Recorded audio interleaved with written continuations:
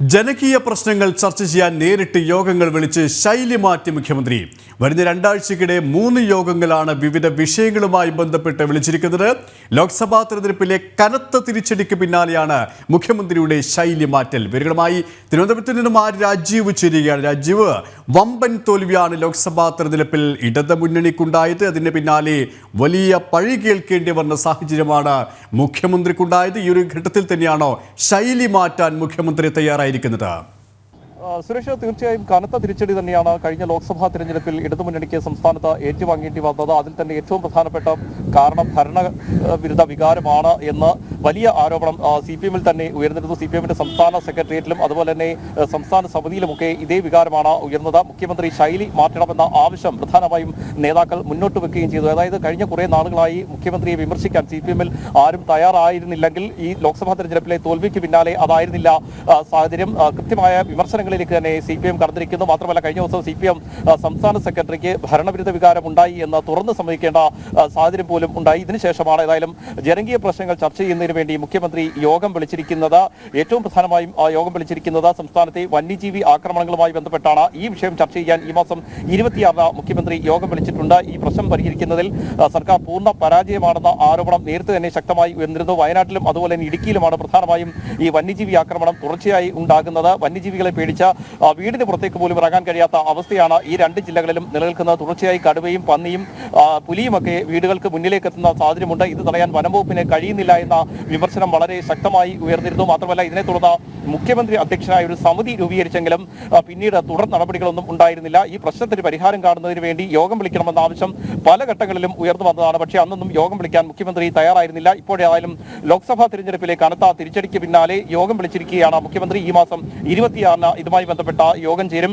പിന്നീട് യോഗം ചേരുന്നത് മുഖ്യമന്ത്രിയുടെ ശൈലി മാറ്റാതെ മുഖ്യമന്ത്രിക്ക് നിലനിൽപ്പില്ല, ഇടതുമുന്നണിക്ക് നിലനിൽപ്പില്ല, മന്ത്രിസഭയ്ക്ക് നിലനിൽപ്പില്ല എന്നുള്ള ഒരവസ്ഥ വന്നിരിക്കുന്നു. കാരണം ഒരു തിരിച്ചുവരവ് അത്രത്തോളം അസാധ്യമാണ് എന്നുള്ള ബോധ്യം അത് തന്നെയാണോ ഈ ജനകീയ വിഷയങ്ങൾ ഏറ്റെടുത്തുകൊണ്ട് ജനങ്ങൾക്കിടയിലേക്ക് ഇറങ്ങിച്ചെല്ലാൻ മുഖ്യമന്ത്രിയെ പ്രേരിപ്പിച്ചിരിക്കുന്നത്?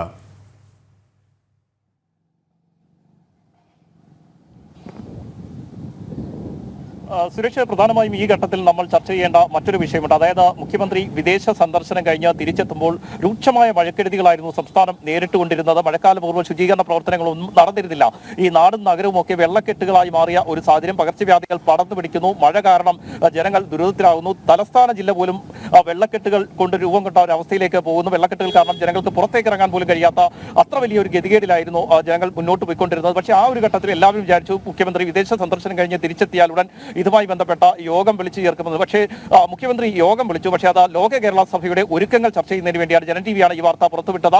അല്ലാതെ മഴക്കാലപൂർവ്വ ശുചീകരണ പ്രവർത്തനങ്ങൾ ചർച്ച ചെയ്യുന്നതിനോ മഴക്കെടുതികൾ ചർച്ച ചെയ്യുന്നതിനോ മുഖ്യമന്ത്രി ഒരു യോഗവും വിളിച്ചിരുന്നില്ല. ആ സമയത്ത് അദ്ദേഹം പ്രാധാന്യം നൽകിയത് ലോക കേരള സഭയുടെ ഒരുക്കങ്ങൾക്കായിരുന്നു. ഇത് വലിയ വിമർശനങ്ങൾക്ക് വഴിവെക്കുകയും ചെയ്തു. ഏതായാലും ലോക്സഭാ തെരഞ്ഞെടുപ്പിലെ കനത്ത തോൽവി, ശൈലി മാറ്റണമെന്ന CPM-ന്റെ ആവശ്യം ഈ രീതിയിൽ മുന്നോട്ട് പോകാൻ കഴിയില്ല എന്ന് മുഖത്ത് നോക്കി പറഞ്ഞ സാഹചര്യത്തിലേക്കാണ് കാര്യങ്ങൾ പോയത്. CPM സംസ്ഥാന സെക്രട്ടേറിയറ്റിലും സംസ്ഥാന സമിതിയിലുമൊക്കെ ഭരണവിരുദ്ധ വികാരം ഉണ്ടായി എന്ന് തുറന്ന് അംഗങ്ങൾ പറയുന്ന ഒരു സാഹചര്യം ഉണ്ടായി. CPM നേതാക്കൾ തുറന്നടിക്കുന്ന ഒരു സാഹചര്യം ഉണ്ടായി. ഈ രീതിയിൽ മുന്നോട്ട് പോകാൻ കഴിയില്ല. കഴിഞ്ഞ ദിവസമാണ് നമ്മൾ പുറത്തുവിട്ട വാർത്ത. പോലീസിൽ പോലും CPM പിടിമുറുക്കുന്ന ഒരു സാഹചര്യത്തിലേക്ക് കാര്യങ്ങൾ പോവുകയാണ്. മുഖ്യമന്ത്രിക്ക് ശൈലി മാറ്റാതിരിക്കാൻ കഴിയില്ല എന്ന CPM തുറന്നടിച്ചിരുന്നു. ഇതിന്റെ ഒരു പശ്ചാത്തലത്തിലാണ് ഏതായാലും ഇപ്പോൾ 3 യോഗങ്ങൾ വിളിച്ചിരിക്കുന്നത്. അതിൽ ഞാൻ നേരത്തെ സൂചിപ്പിച്ചതുപോലെ വന്യജീവി ആക്രമണവുമായി ബന്ധപ്പെട്ട ഒരു യോഗമാണ് വിളിച്ചിരിക്കുന്നത്. തൊട്ടു പിന്നാലെ വിളിച്ചിരിക്കുന്നത് ഏലം കർഷകരുടെ പ്രശ്നങ്ങൾ ചർച്ച ചെയ്യുന്നതിനാണ്. ഇടുക്കി ജില്ല കേന്ദ്രീകരിച്ചുകൊണ്ട് ഏലം കർഷകരുടെ പ്രശ്നങ്ങൾ ചർച്ച ചെയ്യുന്നതിനാണ് പുതിയ യോഗം വിളിച്ചിരിക്കുന്നത്. അതായത് കഴിഞ്ഞ മെയ് മാസത്തിൽ തന്നെ ഇതുമായി ബന്ധപ്പെട്ട യോഗം വിളിക്കണമെന്ന ആവശ്യം കർഷകർ മുന്നോട്ട് വെച്ചിരുന്നതാണ്. കനത്ത വേനലിൽ ഏലം ചെടികൾ കരിഞ്ഞുണങ്ങിയ ഒരു സാഹചര്യത്തിലായിരുന്നു യോഗം വിളിക്കണമെന്ന ആവശ്യം പ്രധാനമായി മുന്നോട്ട് വെച്ചിരുന്നത്. എന്നാൽ മുഖ്യമന്ത്രി ആ ഘട്ടത്തിലൊന്നും അതിനോട് അനുകൂലമായി പ്രതികരിച്ചിരുന്നില്ല. പക്ഷേ ഇപ്പോൾ ഏതായാലും ഏലം കർഷകരുടെ യോഗം വിളിക്കാനുള്ള തീരുമാനത്തിലേക്ക് എത്തിയിരിക്കുന്നു. അടുത്ത മാസം 3-നാണ് ഈ ഏലം കർഷകരുടെ യോഗം ചേരുന്നത്.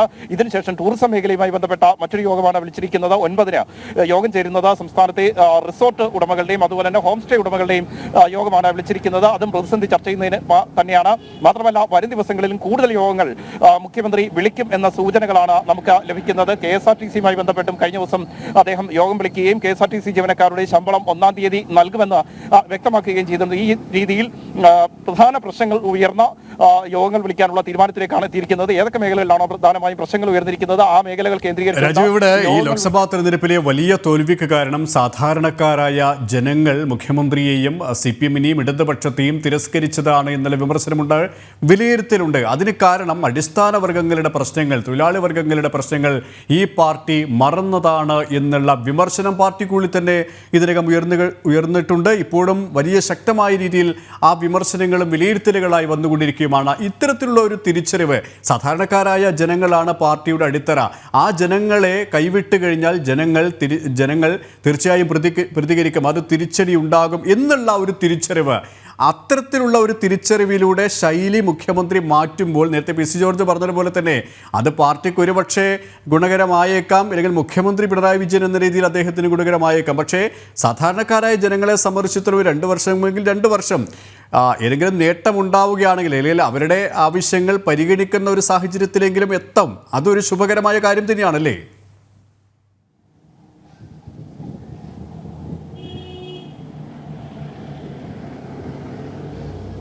സുരേഷ്, തീർച്ചയായും പി സി ജോർജ് പറഞ്ഞ മറ്റൊരു കാര്യം കൂടി നമ്മൾ പരിശോധിക്കേണ്ടതായുണ്ട്. മുഖ്യമന്ത്രിക്ക് ശൈലി മാറ്റാൻ കഴിയുമോ എന്നതാണ് ഏറ്റവും പ്രധാനപ്പെട്ട ഒരു ചോദ്യം. കാരണം കഴിഞ്ഞ കുറേ വർഷങ്ങളായി തന്നെ അദ്ദേഹത്തെ നമുക്കറിയാം, കേരള രാഷ്ട്രീയത്തിന് നന്നായി അറിയാം. പല ഘട്ടങ്ങളിലും അദ്ദേഹം ചെറിയ അയവുകളൊക്കെ വരുത്തിയിട്ടുണ്ടെങ്കിലും പിന്നീട് വീണ്ടും കടുത്ത നിലപാടുകൾ സ്വീകരിക്കുന്നതാണ് നമ്മൾ കണ്ടിട്ടുള്ളത്. ആ രീതിയിൽ ഇപ്പോൾ ശൈലി മാറ്റുന്നെങ്കിലും പിന്നീട് അദ്ദേഹം എന്ത് നിലപാടുകൾ സ്വീകരിക്കുമെന്നത് കണ്ടറിയേണ്ട കാര്യം തന്നെയാണ്. ആ വിഷയങ്ങൾ പിന്നീട് നമുക്ക് ചർച്ച ചെയ്യേണ്ടത് തന്നെയാണ്. ഏതായാലും ഇപ്പോൾ മുഖ്യമന്ത്രരിക്ക് ശൈലി മാറ്റാതെ മുന്നോട്ട് പോകാൻ കഴിയില്ല. അത്രത്തോളം സമ്മർദ്ദം തന്നെയാണ് CPM-ൽ നിന്ന് അദ്ദേഹത്തിന് നേരെ ഉണ്ടായിക്കൊണ്ടിരിക്കുന്നത്. അതായത് CPM സംസ്ഥാന സെക്രട്ടേറിയറ്റിലോ സംസ്ഥാന സമിതിയിലോ ഒന്നും പിണറായി വിജയൻ എന്ന മുഖ്യമന്ത്രി ഇത്രയും വിയർത്ത ഒരു അവസ്ഥ മുൻപ് ഉണ്ടായിട്ടില്ല. കാരണം കേഡർ വോട്ടുകൾ പോലും ഒഴുകിപ്പോയി എന്ന വിലയിരുത്തലാണ് CPM-നുള്ളത്. 11 മണ്ഡലങ്ങളിലാണ് BJP 1ാം സ്ഥാനത്തേക്ക് എത്തിയത്. പല മണ്ഡലങ്ങളിലും 2ാം സ്ഥാനത്തേക്ക് എത്തി എന്ന് മാത്രമല്ല, CPM-ന്റെ ഉറച്ച കോട്ടയെന്ന് അവകാശപ്പെട്ടിരുന്ന സ്ഥലങ്ങളിൽ പോലും BJP വലിയ നേട്ടമുണ്ടാക്കി.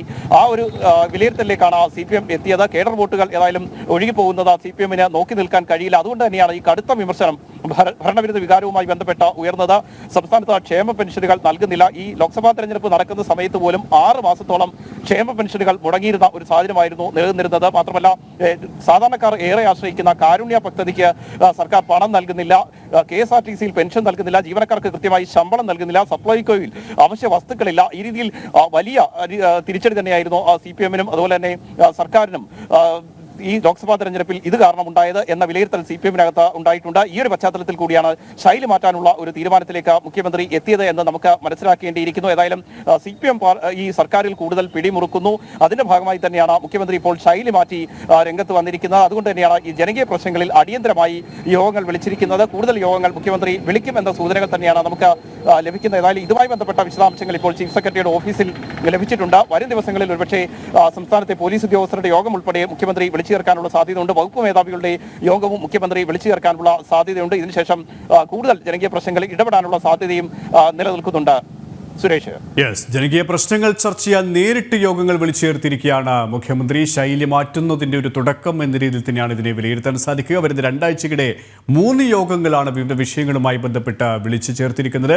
ലോക്സഭാ തെരഞ്ഞെടുപ്പിലെ കനത്ത തിരിച്ചടി, തോൽവി, അതിന് പിന്നാലെയുണ്ടായ നേതൃനിരയിൽ തന്നെയുള്ള വിമർശനം, വി ഗോവിന്ദൻ്റെയും വിജയരാജിൻ്റെയും അടക്കം വിമർശന സ്വരങ്ങൾ നമുക്ക് മുന്നിലുണ്ട്. ഈ ഒരു ഘട്ടത്തിൽ തന്നെയാണ് മുഖ്യമന്ത്രി പിണറായി വിജയൻ ശൈലി മാറ്റാൻ നിർബന്ധിതനായിരിക്കുന്നത് എന്നതാണ് ശ്രദ്ധേയം. രാജീവാണ് വിവരങ്ങൾ നൽകിയത്.